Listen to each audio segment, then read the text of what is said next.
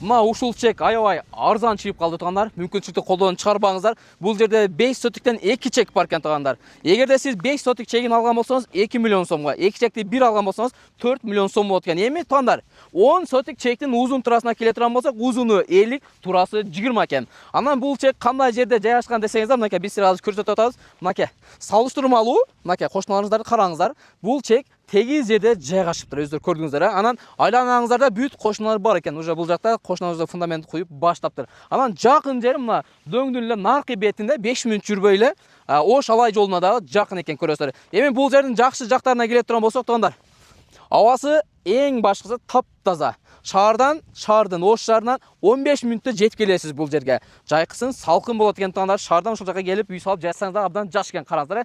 Анан үй ээсинин айтымы боюнча ушул жердеги кошуналар баары тең жакшы инсандар экен. 5 кошкон ар тараптан келген өзүнүн туугандар экен, туугандар, көрдүңүздөр. Туугандар, дагы эмнелер жакын десеңиздер, бул жерде мектеп, бала бакча, садик, анан медресе баардыгы тең сиздин ушул алып аткан чегиңизге жакын экен, көрдүңүздөр. Суу, светтен эч кандай проблема жок деди, документтен дагы эч кандай проблема жок деди үй ээси, туугандар, көрдүңүздөр.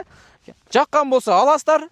Анан өзүңүздөргө ылайыктуу сонун кылып фундамент куюп үйдү жасап ушул жерге жашасаңыздар болчу экен, туугандар. Биз баасын айтып өттүк.